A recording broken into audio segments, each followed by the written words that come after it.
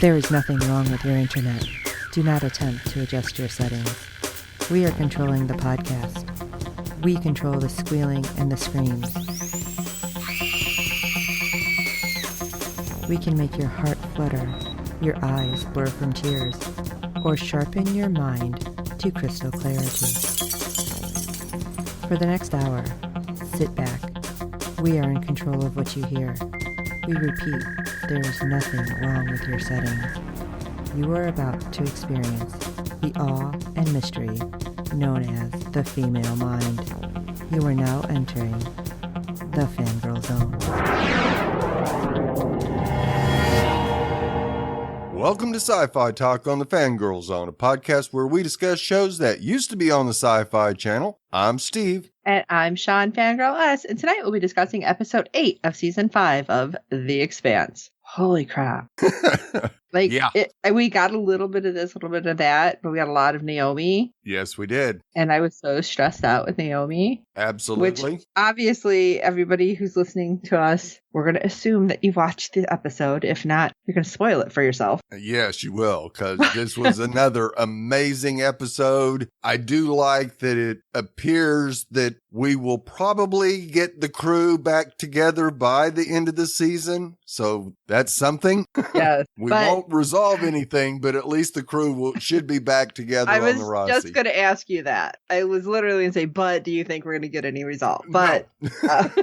Okay. Have you ever watched a movie where people are underwater and you try to hold your breath, like, while they're doing whatever? Oh, absolutely. Yeah. I was trying to do this with Naomi, and granted, they were cutting it, so she wasn't as long, but I'm like, oh, I probably can't do that because I'm still recovering from pneumonia. But I'm like, and I just thought it was interesting because, like, of course it's going to be like the furthest thing from where she is and everything that happens. But okay, I guess not so spoiler alert, but I honestly thought that because the last person we happened to see come off the ship was Sin, right? That somehow he was going to leave something there for her, like thinking that she was going to be able to get off and get away somehow. Right. I kind of had a feeling that, there might be a fail-safe somewhere on that ship that he put there to disable the bomb. Something. Yeah. And we still may see it. Well, as of this episode, we didn't see it, and I was a little disappointed. Right. I don't know why. I kind of had that feeling like, oh, maybe he left something. So, I don't know. Well, but anyway. After these last two episodes, Dominic definitely deserves all the awards. Oh my gosh. She has just been killing it the last two episodes. Yes, so good. And wait, didn't she produce one of them? I know Steven Strait had. That's Holden. Right. He had produced one or two episodes or more. Like, I just happened to notice. But I thought she had too. I could be wrong. Yeah. But I feel like this would be a really hard one for her to do if she did produce any, because she was so center focused. Right. Although I really hope that the whole crew ends up like producing stuff. But anyway, how about we jump in head first? All right. Episode 8, Hard Vacuum. Amos returns to Baltimore with Clarissa. On Luna, Avasalara's alliances begin to shift. Alone and adrift, Naomi becomes a deadly lure. Okay, I have to say this too, just because it was weird. I was watching this last night, and when I turned it off, I'm like, wait, that voice is really familiar. It was, I forget her real name now, I'm having brain fart, but Avasalara. Right. Because it happened to be The Exorcism of Emily Rose. Yeah. And she happened to be on the screen at that time talking. I'm like, wait, I know that voice. Hold on. And I'm like trying to get to the regular TV. I was like, that was just so weird. Yeah. I was literally just watching her, and then she's on my screen again. Love her so much. Yeah. Well, we open on the way to Baltimore as we see Amos and Peaches riding through a cold, wet terrain on their newly acquired bikes. I'm thinking, how are they riding motorcycles through the mud? Because that's what it looked like until they showed it up close. It's like, oh, it's like a road. Right. But there's like mud and gunk around. Right. Yeah. If it's rained, then the ash is now mud. So, yeah. And they make a pit stop, and, well, they've gotten rather close as they are able to. I'm like, are they doing what? Yeah. I'm like, okay. Hey, I've been with my husband for 20 plus plus years. I don't think I'm comfortable doing that. I mean, maybe if he's in the shower and I really need the bathroom. Right. Curtains closed? I don't know. Maybe I'm just a prude in that regard. Yeah. But I guess if the world's ending and you're like, you know what? I gotta go. Yeah. And I don't think you want to be out of eyesight of anybody. So, Oh, that's true, because you never know. yeah, who could be out there? And Amos informs her that they're only 40 clicks away from Baltimore. And, Oh, is that all? Yeah, which pretty good time. Now, Peaches is starting to feel like herself again. The mod blockers are finally wearing off and she can smell and taste again. And even that protein bar that Amos was not so thrilled with tastes and smells like heaven to her. Oh, it's like she had COVID. Yeah. And she notices something in the distance and they wander over to a massive tarp fluttering in the wind. She pulls it back to reveal a slew of corpses, all of the elderly variety. Now, I thought she had heard something, so I was thinking somebody was hiding under there. Right. Because I swear I heard something. Yeah. Oh, yeah. Unless it was a just supposed to be noise like- that got her attention. That's for Okay, sure. unless it was just supposed to be the snap of the tarp. Yeah, I think so. But when she pulled that back, it's like, oh my God. Yeah. And I thought it was really interesting with the comment that was made. Right. Because Amos is like, oh, this is probably a senior facility and they didn't survive. But when Peaches is like, I hope this was done as an act of kindness and Right. not as something else, because I wouldn't have thought of that. I'm just thinking, oh, whoever was there, they didn't survive the initial, they took them outside, whatever, so people can still maybe survive inside. And then when she said that, I started thinking, oh my God, what if people did go in there and like kill these seniors Right. to take what food or blankets or whatever? Yep. And then like my mind started to go to a really dark place. It's like, oh my God, would somebody really do that? And then I'm thinking, Amos was spot on. Yeah. Saying people act right because of society. Yep. And like the more I thought about that, like the more, I don't want to say depressed, but it was like, wow, it was a depressing feeling kind of coming over. Right. All But I in think that the one key. scene. Yeah, well, I think the key to that scene is that they were all in body bag and only one didn't get zipped up all the way. So I don't think that it was a murder type situation where people were just taking their stuff. Otherwise, they would have just left them dead where they were at. So I do think somebody does it and then they feel guilty. Well, yeah, they could, but yeah, it was just one of those things. It's like your mind takes one step and then it it start goes quick. tumbling like, holy crap, what if? Yeah, it was horrible. Yep. Later on, we find Amos and Peaches has arrived in Baltimore, and we see them being led up some staircases to a rooftop. And of course, on their way, Amos gives that pack of tequila his best bedroom eyes. Now, I thought doesn't want to lose that. I thought he had seen that bottle because he had lost that one bottle that was like the dark liquor, whichever one it was. Right. And I am thinking he's looking at it like, oh man, if that's here, Eric might not be here. Right. But I was totally wrong. Yeah. And we see his old pal Eric brooding into the distance with his back turned on the rooftop. Of course, he's none too happy to see Amos meddling in his territory. And Amos introduces Eric to Peaches, and he tries to convince Eric to leave Baltimore and just not having any luck, which makes no sense because when you see it, most of it's underwater. And he even goes on this rant how the neighborhoods are all gone. And well, yeah, dude, your territory is gone. So what's there to stick around for? So Peaches gives Eric a proposition. There's an island off New Hampshire called Winnipesaukee with loads of wealthy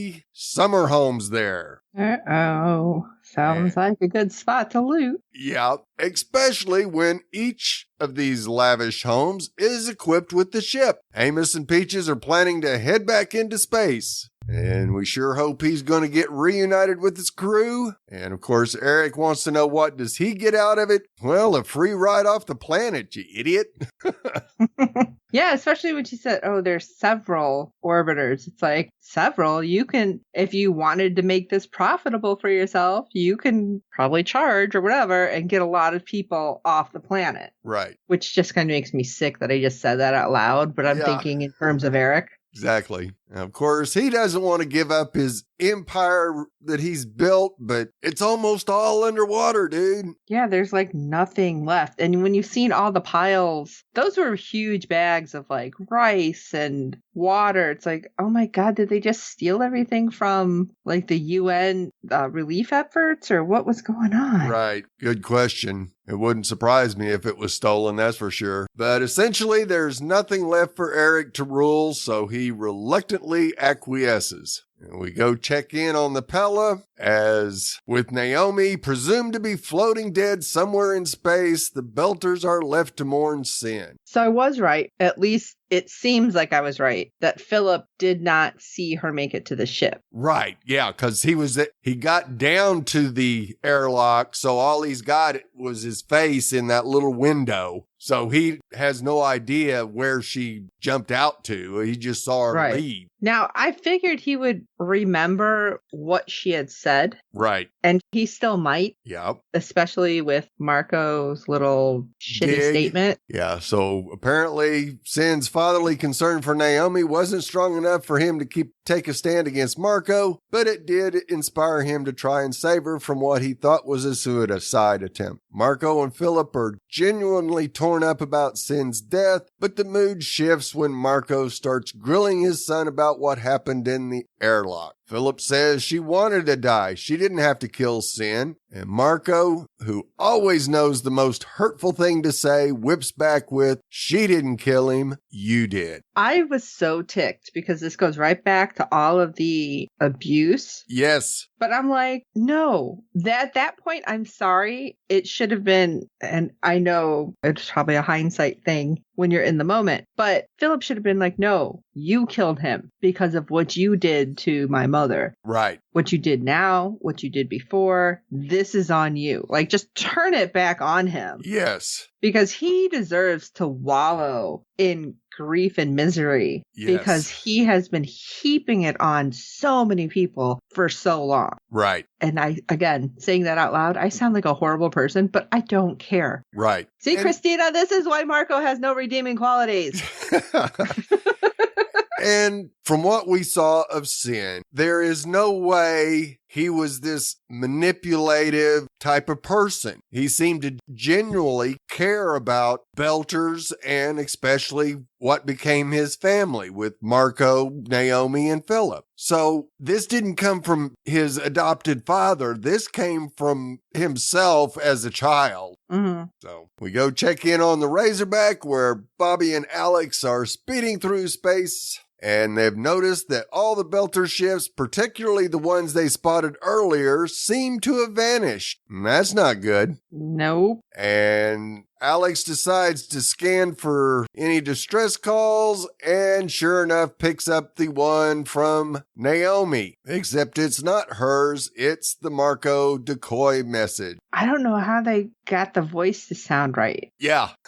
Yeah, that's I know a lot of cutting and splicing, that's for sure. But he buys it and sends it over to Holden, who we see processing the call, but it's kind of difficult to tell whether he believes it's truly Naomi's voice or not. But we find out. I don't know. Do you think that if Naomi was in real big trouble, she'd be like, tell James Holden on the Rossi I need help? Right. How about, I need help, somebody come get me? Yeah, I think Holden will be more suspicious of it than Alex. And hopefully Bobby will be the one that will bring Alex off the ledge before they get too close to the right. Chet Mocha. Maybe she can zip over in her suit. Right. And I don't know, they can do like the scuba buddy breathing somehow. Yes. So we go check in on the Rossi where we see them surveying the wreckage of the Zemea. Holden and his crew are searching for possible remnants of the protomolecule sample, but they don't find anything. That's not a good sign. I don't think it was there. I don't think it was there. I don't think so either. I mean, why? I just don't know why that throwaway that was just a Belter skiff or float, whatever it was. Right, yeah. It's just like stuck in my head. Yeah, absolutely. And Monica and Holden muse whether any comms transmitted from the Zemea to Marco's ship could give them any clues, but the wreckage is proof positive that nothing pertinent remains on the Zemea. Now it's time to hunt for Naomi. After being told by Bull that they don't have enough ammo to take on Marco's ship, Holden leaves, and Bull admits to Monica that he's not willing to go on a suicide mission to pinpoint Holden's girlfriend. So I can see it now. We're going to have the Razorback and the Rossi meet up, and Bull can take the Razorback, and we get Alex and Bobby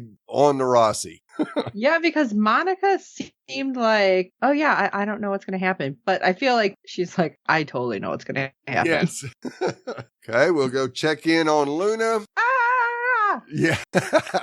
As the newly minted UN Secretary General David Pastor, hastily promoted after everyone else in line of succession died in the asteroid attack, which, like Fred said a couple episodes ago, sounds like designated survivor, which I agree with, nervously gives his first big speech with Christian and Delgado lending their support from the sidelines. The address is full of rousing promises to track down Marco and company and make them pay, because the future of humanity demands it. The crowd seems convinced, but the inexperienced Pastor is still a little unsure of himself. I thought he did pretty good for a first-time speech. Okay, and I have to ask, knowing how this whole thing played out with him, Yep. and granted, we haven't seen everything, do you think he was faking the nervousness? I don't think so. Because he seemed to take a total 180 when he was talking to the Delgado. general. Right, yes. Now, I think it is because he says in his speech that they have got to take action. And I have a feeling that he's convinced that, yes, maybe taking out Palace Station is the way to go. But now, I actually agree with, I don't remember if it was Christian or one of the other cabinet members saying that if they do that, it's going to turn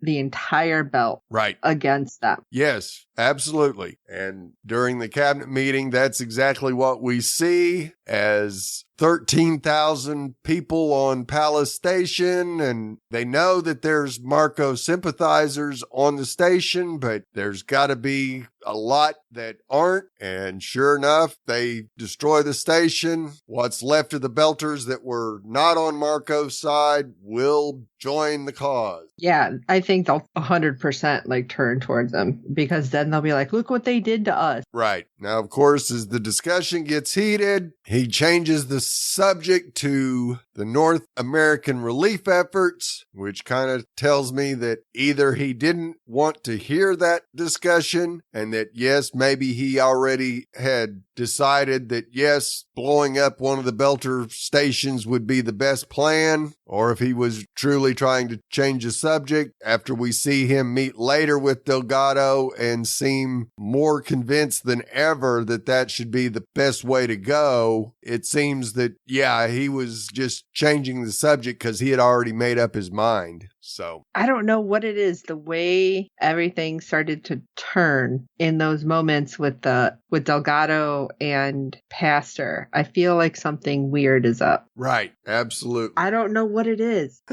Yeah, very possible that Pastor's not quite who we think he is as far as being inexperienced. I mean, because during his speech, he never, ever slipped at all. So, I mean, for a transportation secretary to give a speech like that without even pausing, that's a little dicey, I think. So, yeah, it's very possible we might have a plant here. Yeah. That Avasarala is going to have to figure out before everything goes to hell in a handbag even worse. Oh, jeez. So we go check in on Drummer as she and her crew are scavenging through the debris of a ship. And she reveals that said ship belonged to a Belter faction that in the past voted to kill Marco amid a tribunal. Oh, great. And apparently Marco fired on them. And this is what happens when you go against the grain. Death and destruction. Now, Oksana learns from Carell that Marco initially let the Belter faction go free. Then the faction turned on him and unleashed the first shot. Yeah, I don't believe that. I don't either. I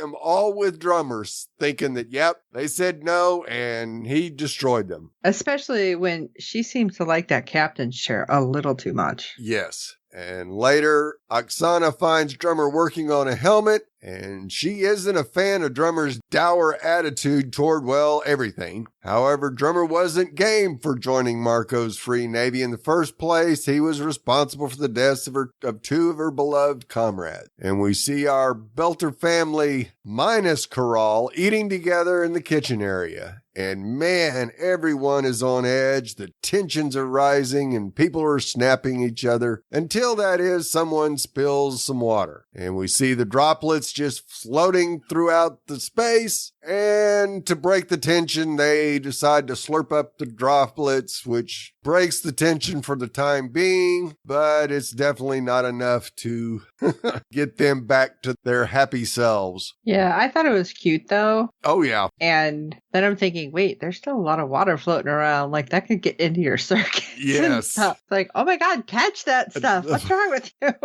And later on, Corral gives Drummer and the team their orders. Next stop, Cersei. And Drummer learns from one of her crew that a distress signal has been received. Naomi. Oh my God. Fake message, that is. And Drummer, like Alex, thinks it's real. Yes. And I'm like, go, Drummer. I think you can figure this out and you'll stay like far enough away. And I'm like, yes, Drummer could do this. Yep. And frickin' Corral. Yeah.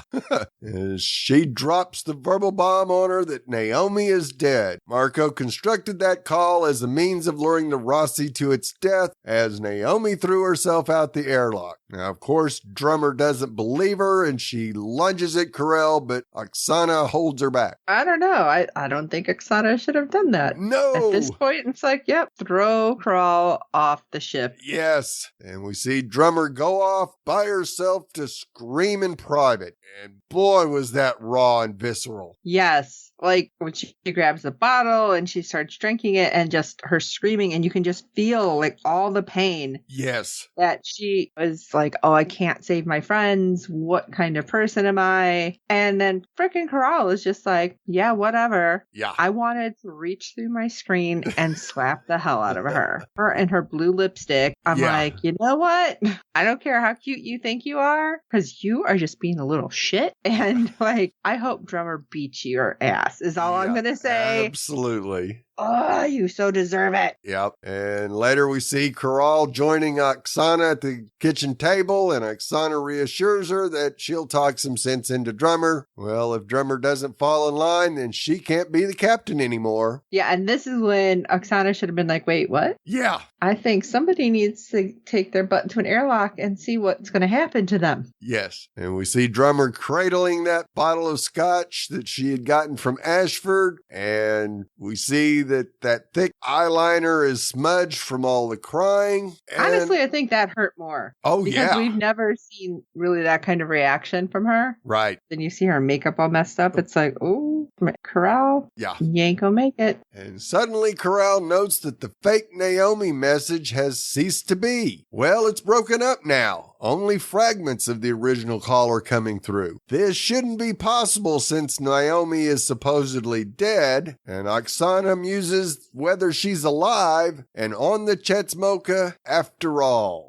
Now, is it just me, or do you think Oksana should have taken that information and the way the message was divided up to Drummer and not said that to Corral? Absolutely. Because, like, the first thing I'm thinking is great. She's going to contact Marco and be like, I think she's alive over there. Yeah, exactly. They've got to get rid of Corral before Corral gets a hold of Marco. Exactly. So we go over to the Chetsmoka where we see Naomi floating into what looks like the bridge. Her skin is utterly ravaged from her time in the hard vacuum of space. Her eyes are bloodshot, and her face and hands are swollen. She is definitely in an immense amount of pain, and she notices that the comms are down. Oh my gosh. Like, just seeing, like, the way her hand was, like, all messed up and everything, I'm like, oh my gosh. And then she's seen all the bombs. It's like, duh. Yeah, and no way, everything is connected together. Mm-hmm. And Marco probably ordered Sin to destroy the vessel to the point where it's inoperable. Then Naomi hears a faint noise. She follows said noise to a vac suit that has an active voice message emitting from it. It's Naomi's own voice, and she's sending out a distress signal, a call that's supposed to reach James Holden. Not good. And later, Naomi desperately searches the ship for ways to create a radio to send a message, because it's quite clear that the distress signal she found with her voice wasn't actually her. Rather, it was Marco's construction as a luring tactic, a way to bring Holden into the crosshairs since the Chismoka is essentially a bomb. I just really feel like they're gonna figure it out, right? Right? Somebody say yes. Yes, they will figure it out. Now, I guess that might be a way to write Alex off the show, but not Bobby too. So, don't do it. Yes. After a handful of futile attempts at finding something useful, Naomi dons a vac suit that has 0 oxygen, and she fiddles around with more tech outside the bridge, but obviously her time is limited since she doesn't have oxygen support, and she does this several times, but finally she gets in and snips some wires and constructs a makeshift radio with an old helmet. And I'm like, okay, good. She's got this, right? She can get this out. They'll figure it out. Right. Naomi records a message. That's the truth. The fake call that Marco constructed is a trap. And she urges all ships to not heed its signal and steer clear of the Chetmoka. Naomi doesn't know if anyone will receive her message or even if she's on a channel. But I was hoping that Marco wasn't going to hear it. Yes, that's a very I'm strong assuming possibility. He's like monitoring it somehow. Yeah, but at least the truth's out there. And later on, Naomi receives a message from Alex, and it's not the one she sent. Alex reveals that the Razorback, or the Screaming Firehawk, is setting its course for her location. And this is the opposite of what Naomi wants, but unfortunately, Alex and Bobby heard the fake's call. And we see the wheels turning in Naomi's mind as she tries to think of a way to disable the distress signal. And she begins repeating the fake message to herself. Then she makes multiple trips with her oxygen-less suit, tinkering with wires until she runs out of breath. We see her make a tally on the wall to mark each outing she takes. And every go-around further wears her down. And we see the sweat dripping from her face, and this just can't be good for your body. No, because first of all, her body's all jacked up right now. Yes, anyway. And she's doing more oxygen deprivation to it, so... Right. And so, second, she's not really recovering enough. At least it doesn't seem like that to be able to do it, because it's like, all right, she knows where she's been. She can go further out. But at the same time, I thought it was weird that she's in there and she's talking. It's like, that is just going to up your CO2. Right. But it's like, we really figure out that, yes, the last time in, she finally snips a wire and the message stops. And as she gets back out, it didn't really stop the message. It changed it. And that's why she kept repeating to get a feel for the timing of how to try to edit that message and how much time did she have to cut out to get the words that she wanted. And that's what she was doing at each spot, was trying to cut out part of the message. That does make sense. Yeah. Amazing engineer. Absolutely amazing. So hopefully they will pick up the new signal, but I don't know. I think this brings Drummer into play more than anything, is they've heard the new message. Yeah. I don't know if the Rossi or the Razorback are going to be still listening to the emergency channels or scanning the channels for any messages. So hopefully Drummer will get there first. I hope so. Yeah, we don't want to see anybody go boom, especially Naomi. And we sure don't want to see Marco show up. I know, but for some reason, I want Drummer to make Cabal go over. Yes. And now you're going to give her your suit because otherwise I'm going to kill you or something. Yeah. I don't know. That would be sweet. All right. Well, we do have some feedback from our friend Fred from the Netherlands. So let's find out what he thought of this episode. Hello, Steve, Sean, and all listeners to the Fangirl Zone. This is Fred from the Netherlands with some feedback for The Expanse Season 5, Episode 8. What a Naomi heavy episode. Really, really hard what she has to endure. You see that she is a tinkerer, a technician, and has a lot of endurance. It also made the episode quite slow-paced, I think. I didn't understand why she had to go in so often. but perhaps because she had to alter the transmission partially. The interaction between drummer and her crew is also interesting, and from an interview that Wes Chatham aka Amos and Ty Frank did in their very nice YouTube after show, it proves that Cara Gee was actually 7-8 months pregnant when they filmed this. So I talked about her nude scene in one of the previous episodes, and I talked about her legs, and actually it was her back that was damaged in the accident together with Klaus Ashford. I thought it was herself by an ear analysis, but now I really think it was a body double because she was already quite pregnant then. They probably glued her head on another body. She was quite pregnant, so almost impossible that it was herself in that scene. And there you can see what they all can do to hide this. I remember we had once this same discussion about Dulcea Kendry in the Killjoy series. One of the other series you did a podcast about, but in that series they later used the pregnancy in the series, and I don't see that coming for Drummer here. I have to admit I didn't notice anywhere that she could have been pregnant. But yeah, now you know it, you just see the upper parts of her body all the time. One of the other physical things I noticed is that Clarissa's eyes are much bluer than I thought, and that is because all the scenes we have seen before were always in half dark, etc. And now they are walking around in the devastated world and much more light. You really see that she has much brighter eyes than I thought actually. Not important, but I just noticed that. That was all for now. Greetings, all the best, Fred from the Netherlands. Okay, Fred, I think I'm rubbing off on you. You start going off on a tangent about something. You're like,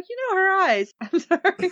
But honestly, I didn't even notice that. But he's picking up like these little things that we just never see. We never catch, which I absolutely love. But I love the fact that we had so much Naomi because it was showing it slower because she's exhausted and she's hurt. And even though they're kind of skipping through the wire thing, we see she's on 13 or 14 by the time. Yeah. And the last cut we saw her make was 3. Yeah. It did take a while, but we still got to see everybody in the episode. So I definitely didn't mind it being a much more intensive Naomi episode. That's for sure. I had no idea Cara Gee was expecting though. No, me neither. So yes, I definitely think you're right. Much like our other shows and even Game of Thrones, when the lead actress is pregnant, they use a body double. Yep. When they're going to show a lot of body. Yeah.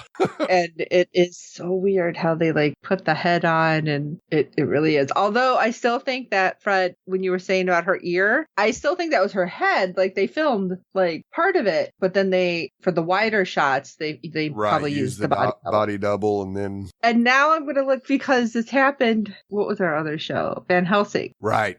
We noticed, I was like, wait a minute, why are they only showing from the shoulders up in a lot of scenes? So now I'm going to be watching for that. I mean, it's only a couple episodes, but I'll be like, they are not showing her whole body. Yeah. It's so weird when they do that. All right, Fred, we appreciate your feedback as always, and only have 2 more left.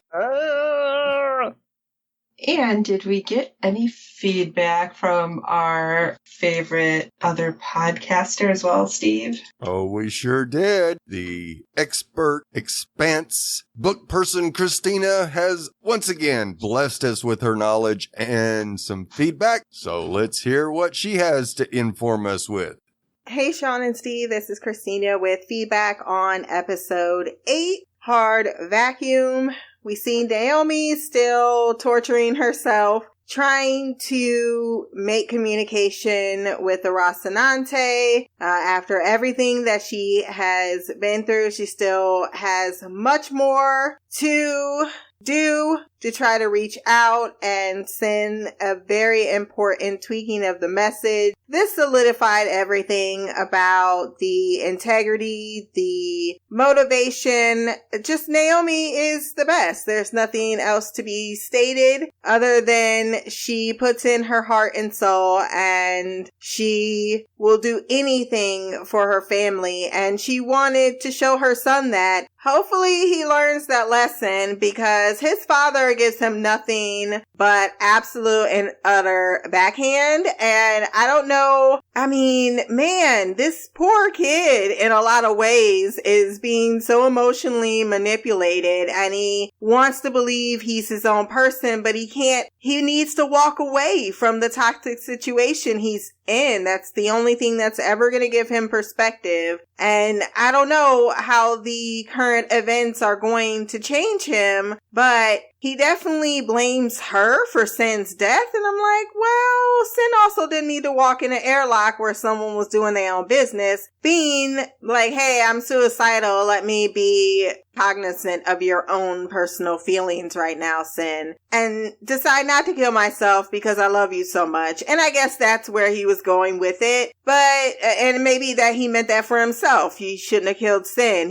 She didn't have to leave me. But at the same time, you just slapped her in the face, sir. You slapped her in the face, you called her a wheltwella, and then you dragged her from the room and she was screaming, I effing hate you. I don't know how you thought the other side of that was supposed to go. Like, okay, we had this argument. We're going to kill your family, and then afterwards, maybe we'll make up. I said we'll put you on the float, but you'll be in despair. You'll need some time. Eventually, you'll call for help, and we'll bring you back on the ship. And then we'll all just be a happy family. This is some delusional thinking, and that's where I'm like, boy. Stop it. Get some help. I also wanted to clarify that I did not or am not shipping Naomi with her ex. No, I think I was kind of just picking up on the chemistry between the actors and then thinking if this was something like a Scandal situation. If you've ever watched that TV show, it's more like a toxic relationship, but both people are toxic. It would be fun to see, but no, what I'm seeing on screen, I would never, ever, no. But it does give you a little bit excitement when you see that dynamic play out because you want Naomi to put this man in his place. And she does several times this episode by the end saying, this is Naomi Nagata. I am in control. Poor drummer. She can't catch no breaks. Caral, she needs to catch so many bullets. And I'm not sure how she went through life without catching at least one from somebody because I don't know how she's friendly. She never shows a friendly demeanor. She don't smile. She don't soften up. She don't change her makeup color. Anything that would inspire someone to at least work with you on a we have to live, eat, and shit together basis. But no. And then drummer screaming that she lost Naomi after Fred, after Ashford. Just so much. The rage inside of her heart. Speaking of Holden, I'm pretty sure that he is going to put Bull on the float if he don't shut his mouth. He needs to stop. I get it. You didn't sign up for this, not a rescue mission, but no one else is complaining. You're the only one throwing out your negative feelings. This is this man's girlfriend. She also happened to save your life since you forgot that already. At least, what's her name? I forgot her name already. The reporter chick. At least she's like, look, I'm not about to say nothing. Like, you didn't get the memo, but I got the memo that says I'm a passenger on this thing. I get that you are the pilot, so you think you got some sauce, but you don't know murder face Holden, man. He's still just walking around with Martian riot gear for like no reason. Lastly, I hope you weren't super confused on what Naomi was doing. I wonder if you guys watched the after show after the episode, because that usually gives a lot of insight. If anything was like, oh, I'm not sure what was happening. I'm really sad the season is almost over, but I am so happy that you guys are almost caught up. Can't wait to hear the podcast. Oh, yeah, dang. Well, Wow. did you think she was shipping them? I didn't. I don't know. I may have said no shipping, so yeah, it may have been me. But I think the best thing out of the entire statement, Christina, was murder face Holden. That might be my favorite, and we might have to like call him that like from now on. Right.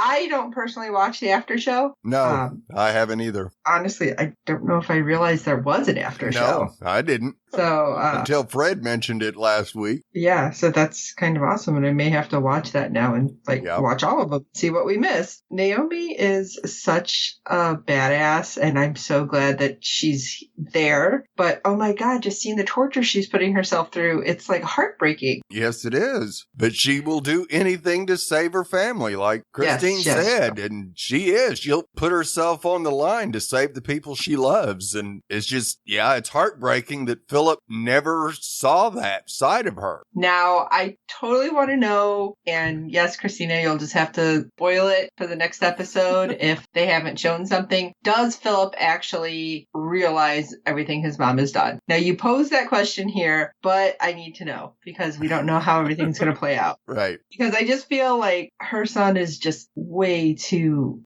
far gone. Like, his dad has been gaslighting him for so many years that he doesn't know the difference. Yeah, I agree. The only way he's going to survive is to walk away, and I just don't see that happening. I really don't. And I totally see like him snapping and possibly shooting Marco himself, but I mean, that's a whole nother story. Right.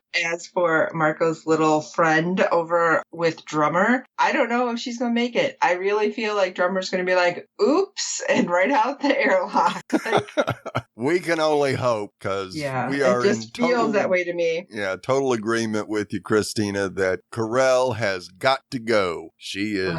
Just the attitude. Yeah. Of course is what makes a great actor because we hate their character so much. But still, it's like, oh, I hate her. Yeah, she's and our probably hearts like have a nice person. definitely broken for what poor Drummer's having to go through. That's just more than anybody should have to go through. That's for sure. It's pretty messed up. And like, I don't know. I'm not sure how well Drummer's going to come out of all of this. Right. Like mentally, because she's just being beaten down. Like physically, I think she'd be able to come back. I mean, obviously she was freaking crushed, but like this is just beating on her mentally and emotionally. And I don't know if she's going to be able to come out of it. Right. Well, once again, Christine, it is fantastic to feed off some of your Expanse knowledge. And thank you so much, Christina. Yes, thank you so much.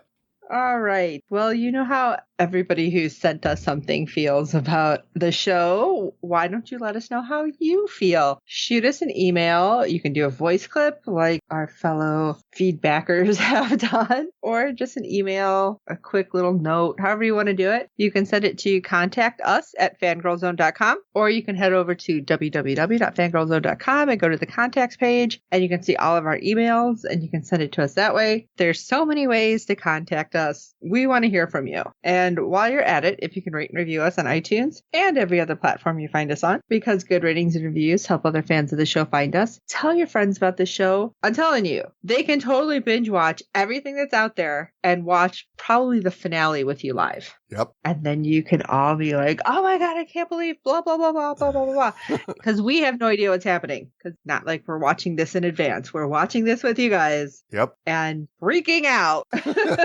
We, of course, hope you're enjoying our podcast as well. So please let us know. Give us a little love. And for this episode of Sci-Fi Talk, I'm Sean Fangirl S. And I'm Steve. This is Naomi Nagata. Tell James Holden I'm in control. And until next time,